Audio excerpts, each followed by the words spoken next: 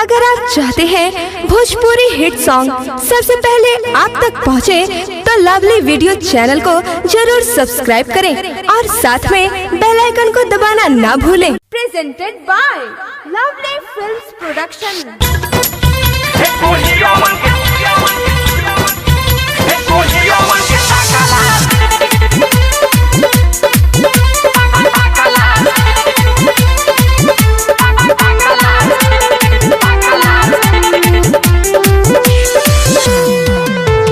छनो भड़ा नाई छोड़े लसन ए सखी छनो भड़ा नाई छोड़े लसन आके अपनी से कला से आदि छनो भड़ा नाई छोड़े लसन आके अपनी से कला से हम काजरा लगावल छोड़ दी हनी कोढ़ियन के तकला से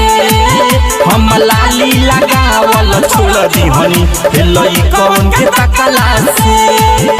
छनो भड़ा नाई छोड़े लसन आखे अपनी से कला से आदि छनो भड़ा नाई छोड़े लसन आखे अपनी से कला से हम काजरा लगावल छोड़ दी हनी कोढ़ियन के तकला से हम लाली लगावल छोड़ दी हनी छोकड़वन के तकला से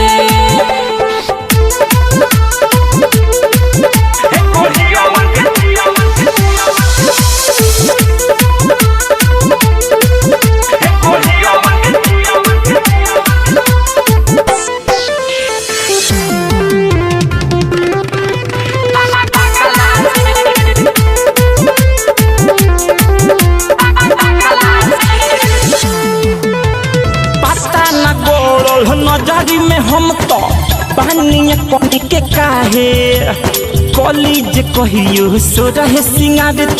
चले न दसन राहे पता न गोड़ नजरी में हम तो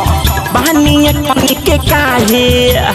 कॉलेज कहियो सो रहे सिंगार चले न दसन राहे सवख सिंगार पूरे नैया ए सखी सवख सिंगार पूरे नैया खाली कनी के हंसला से आदि सवख सिंगार पूरे नैया खाली कनी के हंसला से हम काजरा लगावल छोड़ दी हनी नेरियन के तकला से हम लाली लगावल छोड़ दी हनी कोढ़ियन के तकला से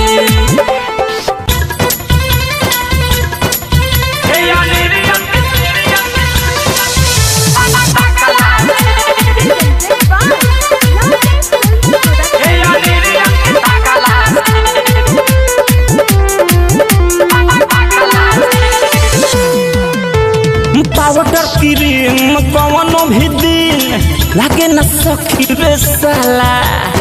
अमिताभ बिहारी बड़का फिरारी उहो रे बहुते बुझाला पाउडर क्रीम कवनो भी दिन लागे न सखी रे साला अमिताभ बिहारी बालका फिरारी उहो रे बहुत बुझाला दर्द मनीष देखे अभी ए सखी दर्द मनीष देखे अभी ठीक लहगे उ रखला से आडे दर्द मनीष देखे अभी ठीक लहगे उ रखला से हम काजरा लगावल छोड़ दी हनी तू बोलवन के तकला से हम लाली लगावल छोड़ दी हनी तू बोलवन के तकला से छनो भड़ा नाई छोड़े लसन ए सखी छनो भड़ा नाई छोड़े लसन आखे अपनी से कला से आदि छनो भड़ा नाई छोड़े लसन आखे अपनी से कला से हम काजरा लगावल छोड़ दिहनी हे कोरियवन के ताकला से हम लाली लगावल छोड़ दिहनी हे अनेरियन के ताकला से हम काजरा लगावल छोड़ दिहनी हे तो बलवन के